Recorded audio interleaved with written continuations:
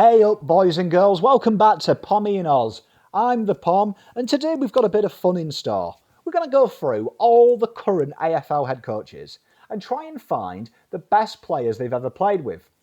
There is rules to this though, so I don't cheat because they don't call me Wayne Carey. They cannot have the same player and it cannot be another current head coach. It's an impressive list with some playing with some absolute superstars of the game and some playing with players we've forgotten about. Adelaide, Matthew Nicks. The recently appointed Crows boss played with a host of Sydney fan favourites, amassing over 175 appearances for the Swans over just 10 years, playing with the likes of Paul Kelly, future flag winning coach Paul Roos amongst others. But you cannot have the best of list without the legend of the game that is Tony Lockett. Although at the back end of his career, Plugger was still banging them in by the bunch load and probably gives Matty Nicks a great tale to tell down at any local pub. Brisbane, Chris Fagan. Fagan is proof that you do not have to have played AFL football and know something about the game. Having spent his entire career over in Tasmanian's local football state league where he got inducted into the Hall of Fame. He won 2 premierships as a player and played for a host of clubs. But while being at Sandy Bay, he played with the Bull, Gary Baker, the former Melbourne Best and Fairest winner who ended up playing 127 times for the D's, amassing 112 goals, before playing with Fagan twice to end his career at Sandy Bay. Carlton, David Teague.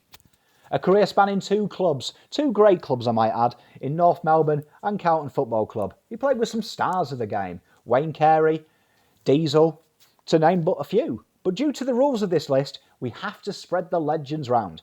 So I'm choosing the Greek Adonis in Anthony Koudafidis. Before making videos with gorillas talking about Souvlaki, the Greek freak was bullying his way down at Prince's Park, taking one-handed grabs, picking up the ball one-handed, causing chaos in an absolute stacked Carlton midfield. Teague probably wishes he had a time machine about now, so he could bring Cooter back into the side to really be that big-bodied help that Patrick Cripps so desperately needs. Collingwood, Nathan Buckley. Buckley is perhaps one of the best players not to win a grand final. Having left Brisbane and moved on to his now spiritual home at Collingwood, he played with a host of great players, crossing a decade in the sport. But because of the rules, we've got to pick a player. We've settled on wild party boy Dane Swan. The big, skillful, tattooed Adonis set Collingwood alight, just like Buckley, and went on to win a Brownlow in his own right and carry the Pies in his tenure. Now known as Dustin Martin's best mate and having a Brownlow-worthy social media following, this guy was as class as a player as he puts out a good tweet. Essendon, John Worsfold. This one-club West Coast Eagles man played with some quality players in his time at the Eagles. The Eagles were stacked during his playing career, and it's hard to look past Peter Matera, arguably the best player to ever come from the wing in the history of the game. He wrote himself into AFL folklore with an absolute best on ground performance in the 92 grand final as he dominated on ground and they beat them pesky Cats. A legend of the game in every sense of the word, and when you've played with a side that contains Summit, Jakovic, Kemp, Matera, you really do know a thing about football and can pass it on to a young crop at Essendon. Fremantle, Justin Longmuir. Justin again was another loyal player that only played for one club, and he played for the purple side of Perth for over 9 years. And a side that was a real transitional side that went from bottom to top from bottom. His career spanned the likes of Modra and Bell. But we plumbed with the leading goal kicker, future Hall of Famer and club captain Matthew Pavlich. He was arguably the biggest star of Freo during that period, carrying the team like Hercules on his back in the later years of Longmuir's career, while everyone waited for that young, glowing, locked-haired boy in Nat Fife to come of age and take the reins in 2010. Geelong, Chris Scott. Chris Scott arguably played for one of the most dominant sides in the competition in Brisbane Lions. And while he has a glittering playing CV in his own right, him and his brother probably possess more claim to fame of being the most unlikable duo in world sport. But having said that, he did play with Michael Voss, the future Hall of Famer, the 3-time flag winner, the 2-time MVP, to go along with his Brownlow medal. He was a dominant force in the late 90s, early 90s, arguably one of the best captains of a football club in all time, and was the first Brisbane Lion captain to win the AFL in its own right. Gold Coast, Stewie Dew. Stewart was a player who plied his trade for Port Adelaide and Hawthorn in a career that spanned over a decade. Believe it or not, before the pastries, this kid here was quite a dashing halfback who could pinch hit in the midfield, known for his quick feet and his bull-like intent to the ball. He won a flag with both Port and Hawks and played with some epic players, Byron Pickett, a young Burgoyne, and serial banter merchant Kane Cornes. It's a toss-up though between who was the best. Was it Wanganeen or was it Buddy? But for this one, Wanganeen pips Buddy, the 5-time All-Australian, the Brownlow medalist, one of the finest players to play the game, making Team of the Century for Essendon and dominating wherever he went and wherever he was on the ground. A superstar of the comp in every sense of the word and a well-deserving mention as Stewie Dew's best teammate. GWS. Leon Cameron. The former Doggy and Tiger Leon played over 250 games at AFL level, and in his time he played with some superstars, a young Richo amongst others, but Tony Liberatore, arguably the best of the bunch for me. What Tony lacked up in size with him being diminutive, he made up for in brute strength and ignorance, amassing over 1,220 tackles in his illustrious career, playing 283 games for the Doggies, winning 2 Best and Fairest, a Brownlow, and was the rover in the Doggies Team of the Century. He also gave us Tom Liberatore, who probably gives the best post-granny final speeches of all time. Who can forget his wonderful cricketing tale after having a great performance in a grand final? Hawthorn, Alistair Clarkson. A varied career for old Alistair, who played for the North and the D's.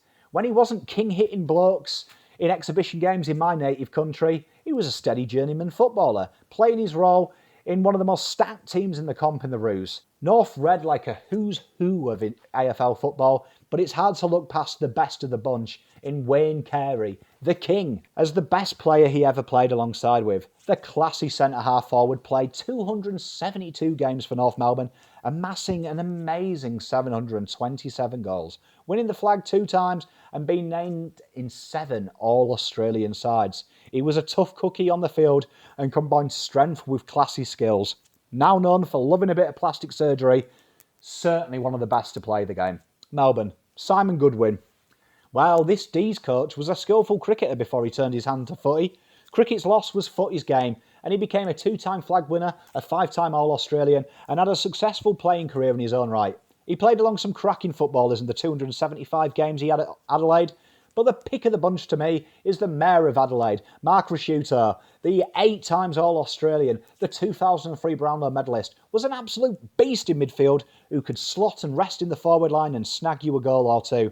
Played 312 games for the Crows, kicking 292 goals. A superstar in every sense of the word, was inducted to the Hall of Fame 2011 and made the Adelaide's Team of the Decade. Nth.Melbourne, Rhys Shaw. The former Pie and Swan had an absolute stellar career down the back line. He was the son of Ray Shaw and also, to a lesser extent, the brother of, that moody guy, Heath. He had a steady career at the Pies, but his best success came when he transferred to the Swans, winning the flag in 2012. He played with some great players, Buckley being one perhaps of the stronger players, but we settled with, because of the rules of this game, Adam Goods, the 2-time Brownlow medalist, who could play just about anywhere on the ground. Played for the Swans an amazing 372 times, booting 464 goals. One of the greatest Indigenous players to play this great game, and perhaps justly remembered for the 2015 booing saga. For me, he's a phenomenal player who changed the game, not just his role on the field, but also how we perceive ourselves in the stands. An absolute great servant of the game, and for me, one of my idols of the sport. Port Adelaide, Ken Hinkley. Old Ken played for Fitzroy and Geelong back in the day, and the rebounding defender who started his career as a forward before shifting down back, played with a host of quality footballers in his 8 years at the highest level. Arguably though, and you can't look past a name like this, Gary Ablett Senior was the best of the bunch. The high-flying forward picked up the name of God for obvious reasons, amassing over 1,000 goals in 242 games for the Cats. A 4 times All-Australian, a 3 times Coleman medalist, and in the years forwards actually kicked goals, that means quite a lot. He combined great marks with even more great goals. He was named in just about every team of the century you could be eligible for, and was named Geelong's greatest player of all time. He spawned the best player as well from his loins in Gary Ablett Jr. of the recent decade, who currently is back at his spiritual home, the Cattery, trying to deliver a flag that Gary Ablett Sr. couldn't. Richmond, Damien Hardwick. Damien Hardwick played at the Bombers and Port Adelaide and played at the highest level, winning flags with both clubs in his 207 games. He was a handy little player with some superstars as his teammates at both clubs in his time, but the best without the doubt was part-time doctor but full-time legend James Hird. The highly decorated midfielder won the 96 Brownlow and captained his beloved Bombers to one of the 2 flags he ended up winning at his time at Essendon. Was named in the Team of the Century before retiring and coaching the Bombers from 11 to 15. Perhaps now best known for being part of their drug saga where Essendon tried to recreate the X-Men. It doesn't dampen his career for me. He's still a legend of the game and was an absolute A-grade footballer. St Kilda, Brett Ratton. In his 14 years as the tough ball-winning midfielder, he played for perhaps one of the best sides in the comp's history in Carlton, playing 250 times for the Blues and winning the flag in 95 being the champagne moment of his career.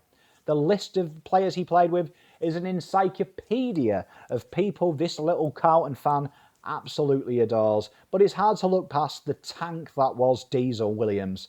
The 2-time Brownlow winner and multiple Team of the Century on-baller was the bull in Carlton's midfield during the glory years, playing 109 times for Carlton Football Club and booting 89 goals. He won the Norm Smith in 95 along with the flag, a real legend of the game. Currently working as a specialist coach, most recently was the victim of the COVID-19 cutbacks at Carlton Football Club after trying to instill his teachings on Carlton's midfield and trying to teach them to hit a bloody target once in a while. Sydney, John Longmire, an absolute beast of the game. Given the moniker Horse due to his stature and size, played for the great North side of 99 before retiring and was a regular goal kicker for that talented Roos side. Played with some big names, forming a potent forward line combination with Wayne Carey. But due to Wayne already being on this list, he can't be counted. And we've plumped with Wayne Schwass, the champion wingman who played 280 games across 2 clubs, won the B&F at Nth.Melbourne twice, and also won the Sydney B&F in 99. Was a key part of the 96 winning flagged side, who is one of the most successful New Zealand-born players to ever play our great game. West Coast, Adam Simpson, another graduate from that North Melbourne 90s side and another member of the 99 flag winning side. Over 14 years at North, he obviously played with some amazing players. The King being a standout, of course, but because half of that side seems to have been taken on this list, we've settled for Boomer. The leading appearance in the competition, the small forward played for over 20 years for his beloved Roos, being a star performer in just about 19 of them years, captained them for 2 years, winning the flag in 99, a 4-time All-Australian, and a Team of the Century selection with a host of individual accolades that really reads a glittering CV for Boomer. 518 goals in a record 432 games for the Roos. Hard to look past old Boomer there. The Bulldogs, Luke Beveridge. A real journeyman as a footballer, saw him line up for Melbourne, Footscray, and in the end the Saints. The Rover, who could also pinch hit a bit in the forward line, played 118 games in a decade-long career for 3 clubs and played with a host of footballers. But for the pick of the bunch for mine, Robert Harvey, the St Kilda legend, the poster boy for my wife, a big St Kilda fan, won 2 Brownlow medals in a side that was often the bridesmaid but never the bride. An 8-time All-Australian, the midfield dominated for the Saints, playing 383 games and kicking 215 goals. He never won a flag, but definitely deserved to. Made the St Kilda Team of the Century, a real legend of the game. Thanks so much for watching, guys. Please be sure to like, share and subscribe to the channel. It really helps out. Be safe, everyone, and I'll see you next time. PommyinOZ out.